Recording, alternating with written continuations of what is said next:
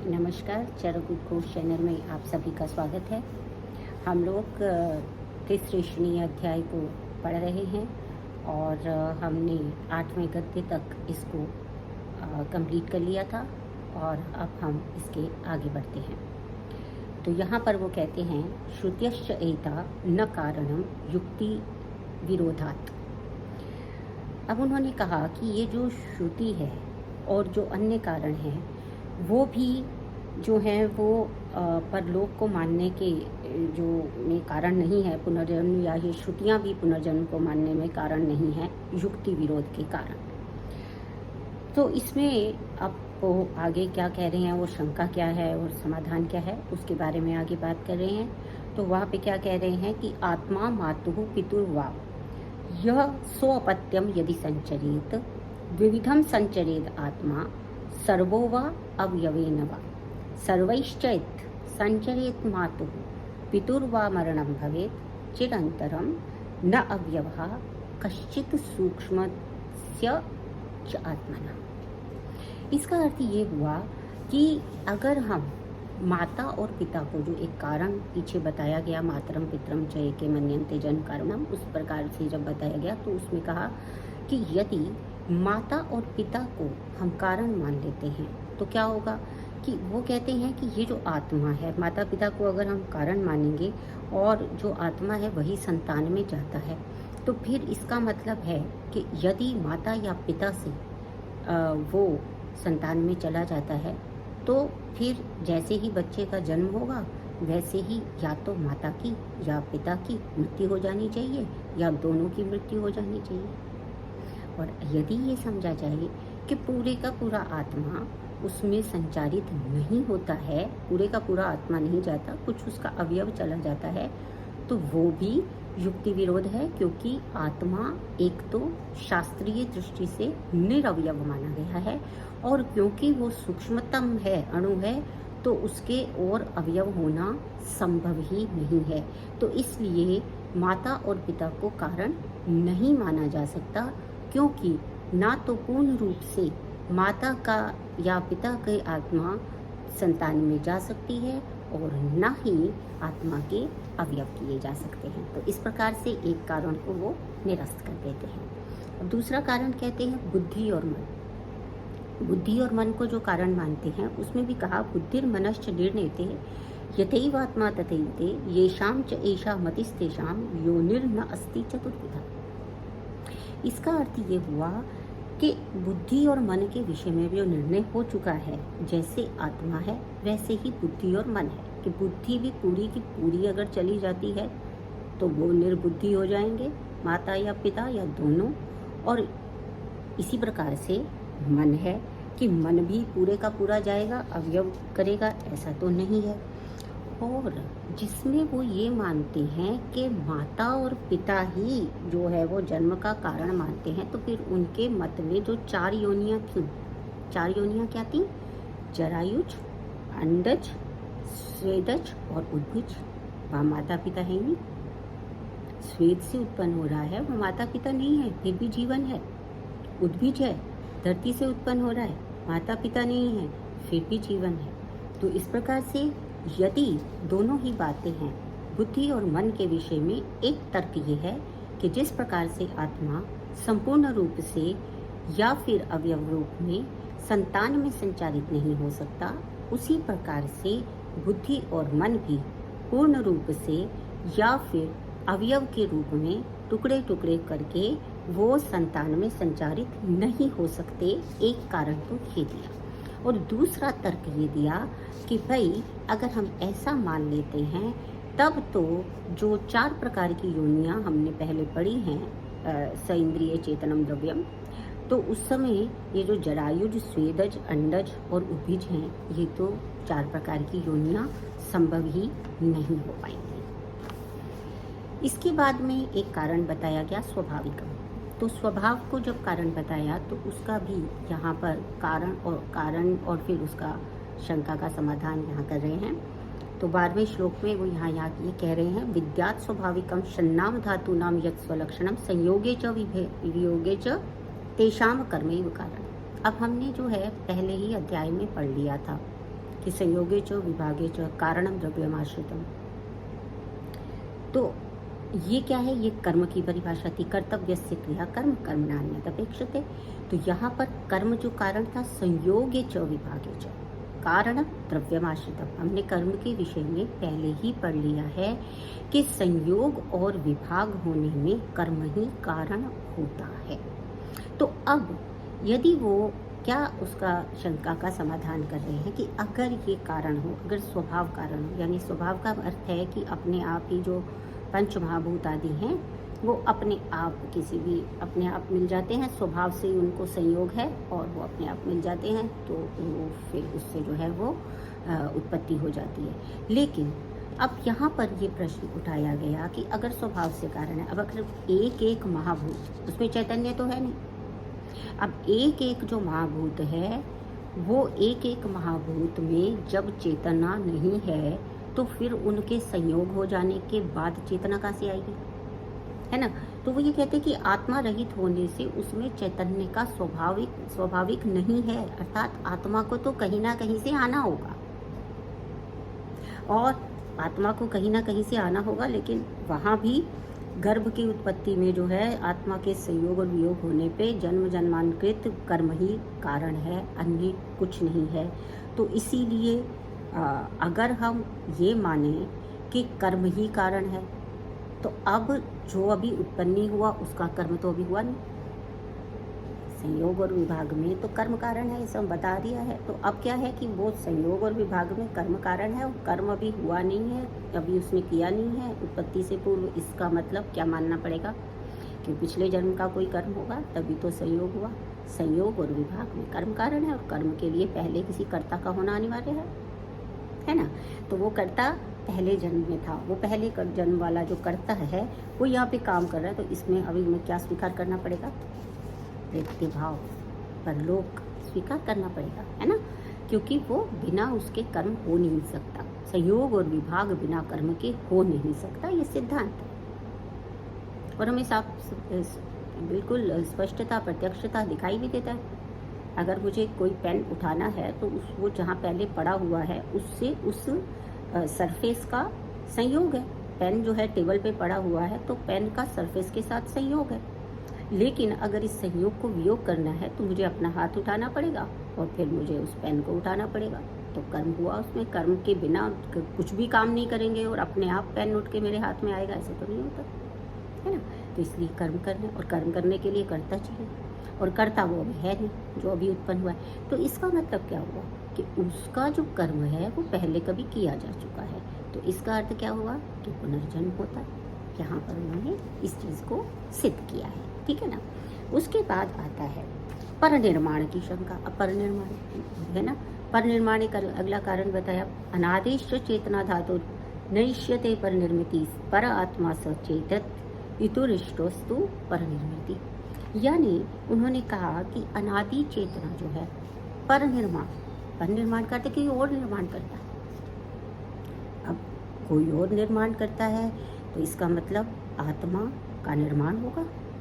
अगर आत्मा का निर्माण होगा तो फिर आत्मा को भी मरना पड़ेगा, जबकि आत्मा क्या है, शाश्वत चेतना धातु का परिनिर्माण अभीष्ट नहीं है। अनादेश चेतना धातु न इष्यते परिनिर्मिति, यानी कि ऐसा अभीष्ट हो ही नहीं सकता है, ये तो संभव ही नहीं है, क्योंकि आत्मा का परिनिर्माण अनादि चेतना धातु है, उसका कोई निर्माण अथवा अंत नहीं होता। ना जायते म्रियते वा कदाचित्, ना भविता ना वा भूयो। तो इसलिए वो होना ही नहीं है, सही है ना। तो इसलिए ये भी इसको भी निरस्त करते हैं, क्योंकि यदि पर आत्मा ईश्वर परमात्मा पर आत्मा सचेत हेतुरिष्टो अस्तु परनिर्मिति, अगर ईश्वर परमात्मा हेतु अभिष्ट है, हेतु माना जाता है, तो फिर जो है वो परनिर्माण मान लिया जाता है। कि अगर हम ये मान लें कि ईश्वर जो है वो उसका निर्माण करते हैं तो फिर उसको मान लिया जाता है। तो इसमें क्या होता है कि ईश्वरवादी जो है, ईश्वरादि जो है दरिद्रादि जगत वैचित्रम है। अब संसार की उत्पत्ति का कारण कुछ भी मान लीजिए कि हमने परनिर्माण को, वो कहते हैं, मान लिया, हमने मान लिया कि परनिर्माण होता है। अब परनिर्माण में भी हमको क्या देखने को मिलता है, अगर परिनिर्माण कोई कर रहा है तो फिर वो एक कैसे मिलने को मिलता है? संसार में इतनी विचित्रता मिलती है हमको। अगर एक ही जो है कोई परिनिर्माण कर रहा है, कोई ईश्वर है, परमात्मा है, जिसने कि आत्मा का निर्माण कर दिया है, अगर वो एक कर देता है तो क्या होगा? तो फिर सबको एक जैसा होना चाहिए, है ना? लेकिन होता क्या है, संसार में इतनी विचित्रता, कोई दरिद्र है, कोई विकलांग है, विभिन्न प्रकार की स्थितियां हैं, सभी की स्थिति एक समान नहीं है। अगर परिनिर्माण हो रहा है तो पूरे का पूरा संसार एक जैसा सुखी अथवा दुखी अथवा जैसा भी होना चाहिए, एक जैसा होना चाहिए, लेकिन वो ऐसा है नहीं।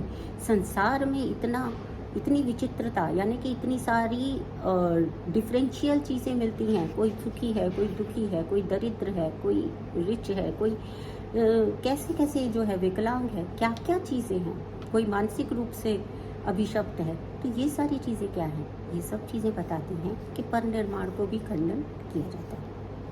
अब एक और यदृच्छावाद। यदृच्छा का मतलब होता है अपने आप हो जाना, इसमें कोई कारण नहीं। तो उन्होंने क्या यदृच्छा में क्या मानते हैं? वो न परीक्षा, न परीक्षण, न कर्ता कारणम न च, न देवा न ऋषिः सिद्धा, कर्म कर्म फलम न च, नास्तिक्यस्य अस्ति नैवात्मा यदृच्छोपहत आत्मनः पातकेभ्यः परम च एतत् पातकम नास्ति। ये बहुत बड़े बड़े जो है वो दार्शनिक तत्व हैं जो हमको चरक संहिता में प्राप्त होते हैं। हमें समझना होगा, यदृच्छा से नष्ट आत्मा वाले नास्तिक के मत में, यदृच्छा से नष्ट आत्मा वाले, यानी इसका अर्थ है कि जो यदृच्छावाद वाले व्यक्ति हैं वो बिल्कुल भी अपनी जो लॉजिक सेंस है उसको बिल्कुल नहीं समझ रहे, ठीक है ना? क्योंकि कोई भी जो प्राणी है उसके अंदर एक तर्क शक्ति होनी चाहिए। तो उन्होंने कहा कि ये जो मान रहा है तो बिना तर्क का विषय मान रहा है, ये जो है इससे बड़ा नास्तिकों का ये ग्रह है, यानी कि ये जो जिद है नास्तिकों की कि कुछ भी नहीं होता है, इससे बड़ा पाप या इससे बड़ा जो दुख है वो कोई भी नहीं हो सकता है। तो इसलिए इन्होंने यहाँ पर यदृच्छावाद का उन्होंने खंडन किया कि वो कहते हैं कि कोई परीक्षा नहीं होती, किसी की कोई परीक्षा नहीं करता, कोई परीक्षा भाव भी नहीं होता, कोई कर्ता भी नहीं होता, कोई देवता नहीं है, कोई ऋषि नहीं है, कोई कर्म नहीं है, कोई कर्म फल नहीं है, ठीक है ना? इसमें कुछ भी नहीं है, यानी कि परीक्षा को नहीं मानता, यानी परीक्षा के हेतु के प्रमाणों का अभाव है। परीक्षा करने वाले प्रमाण भी नहीं मानता। फिर जब परीक्षा ही नहीं मानता तो परीक्षा करने वाले प्रमाण कैसे मानेगा? तो ये आशय परीक्षे मतलब किसी भी वस्तु की परीक्षा किए जाने के योग्य कोई भी वस्तु नहीं है, देखिए। और परीक्षक जिसने परीक्षा करनी है वो भी नहीं है। प्रमाणों के अभाव से, प्रमाण को अस्वीकार करने से कर्ता भी नहीं है, ऐसा कहता है, यह भाव है। तो सर्वजन सिद्ध देवादि भी नहीं है ना? इस प्रकार कहने से नास्तिक की वर्जनीयता दर्शाते हैं। एकदम क्या है ये? टोटल नेगेटिविटी है ना? Total absolute negativity.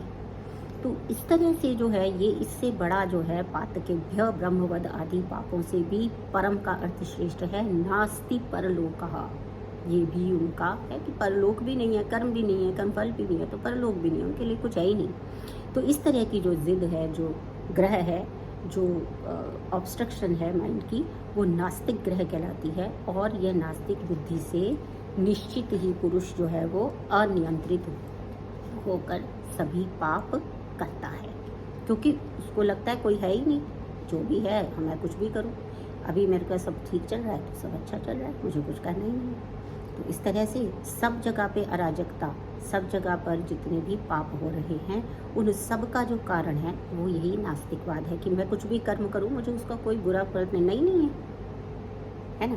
तो मैं महान हूँ, मैं भगवान हूँ, मैं जो भी करूँ सही है, क्योंकि मुझे कोई चेक करने वाला नहीं है, मेरी कोई परीक्षा करने वाला नहीं है, क्योंकि कोई परीक्षक है ही नहीं, कोई सिद्धियाँ नहीं है, कोई देवता नहीं है। ऐसा मानने से व्यक्ति जो है वो उच्छृंखल हो जाता है, अर्थात उसका किसी भी प्रकार का नियंत्रण उसके ऊपर किया ही नहीं जा सकता है। तो ये जो सारी बातें हैं ये यहाँ पर बताई गई हैं।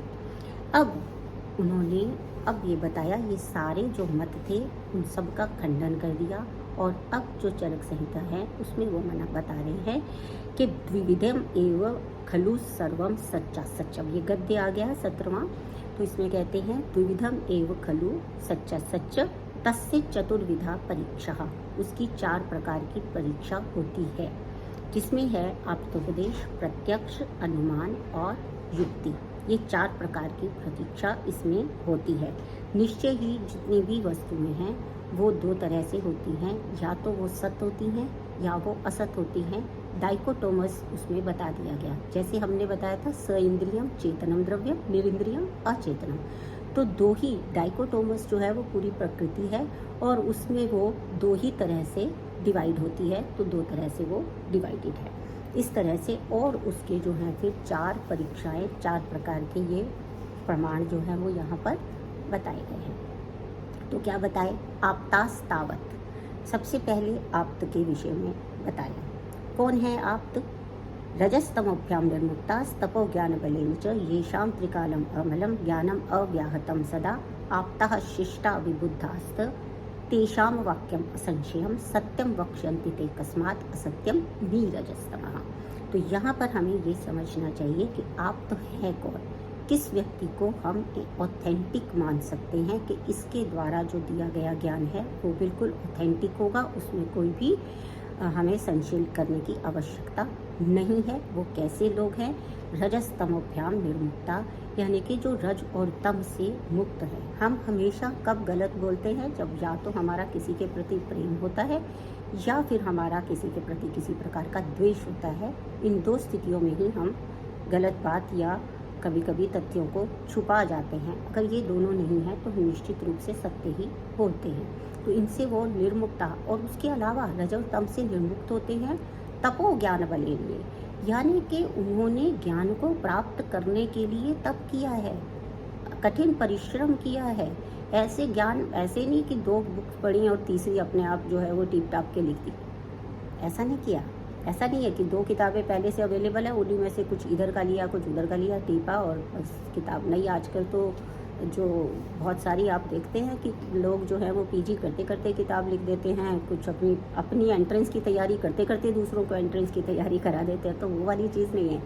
तपो ज्ञान बले लिए, तप करते हुए जो ज्ञान प्राप्त हुआ है, कठिन परिश्रम से जो ज्ञान प्राप्त हुआ है, उसके बलबूते पे वो करते हैं ये शाम त्रिकालम अमलम। और जिनका बिना अमलम का अर्थ है जिसमें जो ज्ञान है वो कोई बिना संशय रहित है, उसमें कुछ कलुषता नहीं है, सब कुछ पवित्र ज्ञान है।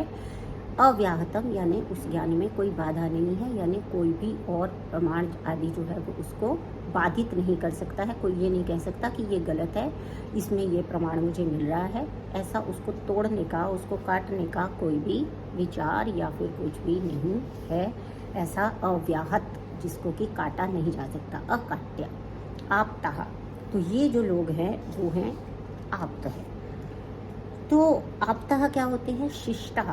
आप्तः जो आपको बता दिया कि जो रजस्तम भ्रम से निर्मुक्त होते हैं। और शिष्टः, शिष्टः का अर्थ होता है जिनका स्वयं के ऊपर शिष्ट, यानी कि उनका शील, उनका जो अपना व्यवहार आचार है वो पूरी तरह से नियंत्रित होता है, तो वो कहलाते हैं शिष्ट। विबुद्धः, विबुद्धः इति संज्ञा आत्रेय आप्तानाम लोके प्रसिद्धम दर्शयति, यानी कि जो विबुद्ध, जिनको की विशिष्ट बुद्धि वाला जाना जाता है। तो इसमें क्या है? जो है वो विबुद्धः, यानी कि उनकी बुद्धि विलक्षण है, उस तरह से उनको विबुद्ध कहा गया है। और यहाँ पर इस बात को भी स्पष्ट किया चक्रपाणी ने कि ये नीरजस्तमा जो कहा गया है, इसका मतलब ये नहीं है कि बिल्कुल ही नीच का मतलब है कि एकदम ही अरजस्तमा नहीं है। नीरजस्मा ना अरजस्कम तमः, ये नहीं है, ना ही सर्वथा नीरजस के पुरुषे तमो भवति। कोई भी सर्वथा नीरजस्तम नहीं हो सकता है, क्योंकि हम सत्कार्यवाद पे विश्वास रखते हैं। तो जो सत्व रजस तमस ऊपर से नीचे आ रहे हैं वो हमारे पास भी आएंगे, ठीक है। तो इसलिए यहाँ पर कंप्लीट नहीं होता है। नी का मतलब यहाँ पर है कि बहुत ही कम अमाउंट में उसमें वो रह सकता है। तो इस प्रकार से आप्तोपदेश की परिभाषा यहाँ दी गई है। और इसके बाद जो है वो प्रत्यक्ष का लक्षण बताते हैं। आत्मेन्द्रिय मनोर्थानां सन्निकर्षात् प्रवर्तते व्यक्ता तदात्मया बुद्धि प्रत्यक्षम सा निरुच्यते। तो आत्मा, इंद्रिय, मन उन सबके सन्निकर्ष से अर्थात इनके अपने अपने विषयों के संपर्क में आने से जो तदात्व या फिर जो तत्काल बुद्धि जो उत्पन्न होती है, व्यक्ता तदात्व यानी कि तत्काल जो बुद्धि उत्पन्न होती है, क्षणिक बुद्धि जो उत्पन्न होती है, उसको जो है बुद्धि जिसको देखती है उसको प्रत्यक्ष कहा जाता है। तो इसके विषय में हम जो है वो डिटेल में अगले सेशन में पढ़ेंगे। तब तक आप इस सब का ध्यान रखिए और इन परिभाषाओं को आपको कंठस्थ कर लेंगे श्लोक की फॉर्म में तो बहुत अच्छा रहेगा। आप सभी का बहुत बहुत धन्यवाद।